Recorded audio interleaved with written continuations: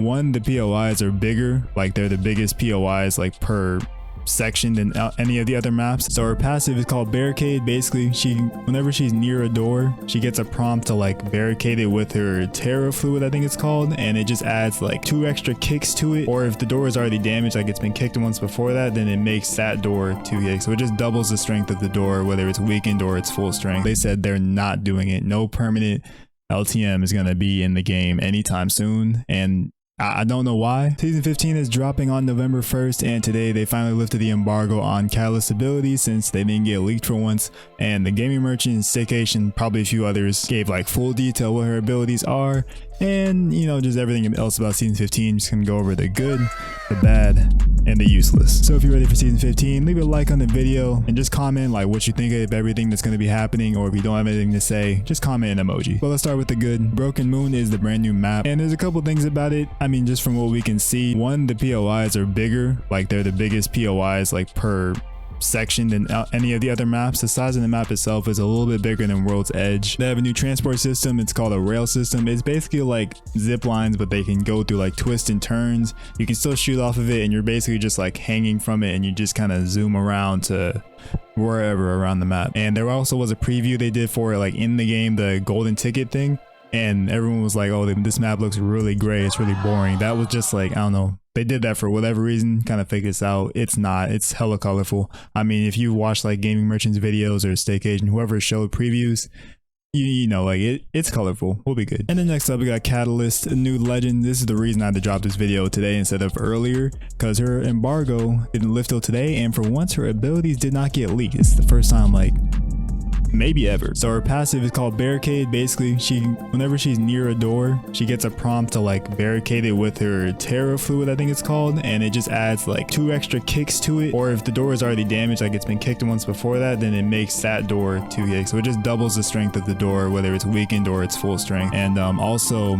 Rampart turret, and also the rampage, if it's like has a thermite, that can still shoot through it. That's not going to change. And her tactical is piercing spikes, so she basically lays down, or she shoots out like a little strip of like tar, it looks like, and then if an enemy gets close to it, it turns into spikes, slows them down, and it damages them. And it can also be shot out. It has like a little orb. I think that's what gaming merchant said. It has an orb you can shoot out, but you have to get close to it because it's not going to activate if you're not close to it at all. And then the ultimate is Dark Veil, which is just a giant big ass wall, and it blocks scans, and if you try to walk through it, you get like muffled, like your vision gets all like darkened and blurry, and then you're slowed down. You're just really easy to kill basically. And we don't know how wide it is, but they said it's like a little bit lower than the Horizon tactical, so Horizon should be able to get over it, I'm assuming. And the only real question marks about her now is like, what are the cooldowns? Because like the abilities sound good, but like how long between when you can use the wall? Because if it takes as long to get a wall as it does like a Gibby airstrike, then she's just not going to be that great. Because I mean, you know, she's just gonna be running around with no abilities half the time. Same thing with the tactical. Assuming it's just like mediocre cooldowns on the abilities, I think she'll be like A tier. I think she'll be pretty solid. She seems like a pretty like mobile defense legend, which is like kind of what you have to be if you're gonna want to play defense legend. Like that's why Watson isn't played that much. But the last thing is the battle pass for the good. It's got a bunch of skins in it. So the skins for the legends are Loba, Revenant, Catalyst, Seer, and Ash. And then there's also some weapon skins. It's the Car. The tier 1 is the Havoc, and then there's probably also some like blues shuffled in there somewhere. But now let's get to the bad. The battle pass again, because the tier 100 and 110 is the charge rifle. I'm not mad at it. I'll just never use it. Like I'm gonna get it probably because, you know, I play the game enough to where I just complete the battle pass by default anyway, so I'm gonna have it. But like, bro, it had to happen at some point. It came out in season 3. Could have been worse. Could have been the L-Star, which I also wouldn't care about, but also could have been like a P20 and a Re or a Beak, which they should just do all 3 of those together. Grinding 110 tiers to get like a P20 skin be kind of wild, but I'm assuming that's what's gonna happen at some point since they're doing all the guns. Unless they just completely ignore those 3, they should at least do the Beak and the Re. The P20 I get, but this also brings up the question, since we haven't gotten a new gun in a while, which we shouldn't be getting a new gun because loot pool is good right now, but what happens when they run out of guns? Do they just like run it back? They just start doing like new guns again? Like they started with the Havoc and they did the 301, and then whatever came after that, season 4 was a flatline, all that, do they just restart, or like, well, how's that gonna work? Because my first initial thought was legend skins, but then I remember they're already doing that with the heirloom skins with Bangalore and Bloodhound. So I mean, I don't know, let me know what you think in the comments though. But as for the other bad thing, no cross progression yet. They said they're still working on it, and there's also no new permanent mode. That's what everyone's been asking for, or like a playlist, which, let's be real, the playlist is not gonna happen. So just lay that to rest. It's not gonna happen. Let's just hope for a permanent mode. But they just dropped a tweet, or they dropped like in an interview or something about season 15 that they said no. They said never say never, but as of right now, they said they're not doing it. No permanent LTM is gonna be in the game anytime soon, and I don't know why. This is like another reason why people are saying the game is gonna die off in a few years. And now we get to the useless stickers. I don't know why we have stickers in the game. If you didn't see it, stickers are just going to be on the healing items like batteries, cells, and syringes and stuff like that.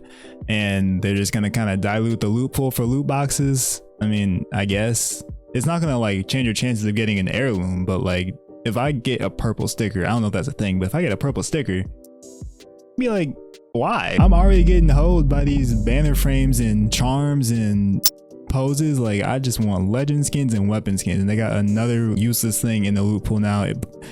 It's whatever. I don't be buying packs, but if you do, you're gonna struggle with it, I'm not gonna lie. And they also made some UI changes since they're adding stickers into the whole cosmetic side, so the UI will look a little bit different on that page where it's like the loading screen, and then just certain other cosmetic things that are in the game. But the last thing I have in useless is the gifting system. The gifting itself is not useless, but I mean, the way they did it makes it damn near pointless. So you can gift either a single skin, or you can gift a whole bundle. You can gift 5 times per hour, and that part is fine. This is the weird part. You have to be friends with them for 2 weeks before you can send them anything. So like, streamers aren't going to be doing like giveaways this way. They still might, but like, you gotta like friend them and then wait 2 weeks and then you can give it to them. So it's gonna be kind of weird, but you could still do it technically. And then you also cannot use crafting materials to gift anything. You have to use like the paid coins, which I think is whack. You can't even send things out of your inventory. Like, I thought I was going to be able to just offload my Octane skins to one of my friends and they just give me some like Bangalore skins or something like that. But no, you can't give any skins that you own. It's only things that you buy, which I think is wild. And it kind of just makes the whole thing pointless. Like, why even add it if you're going to make it that restricted, you know? So let me know what you think about gifting and everything in season 15. Me personally, I think it's gonna be a good season. I mean, we're getting a new map, so that always makes it a good season. But new map and Catalyst looks like a good legend. Those are the 2 most important things. The battle pass having a charge rifle skin, we'll get over it. People were mad about the devotion. Got through that, it's fine. But the only thing I'm really bothered by was them saying that they're just not gonna add LTM as a permanent mode. But besides that, we're cool for now. Let me know what you think of everything in the comment section down below. If you missed my last video, I was talking about how mobile got another thing that we have not gotten in the full game. So if you want to see that, it's on the screen now. Bye.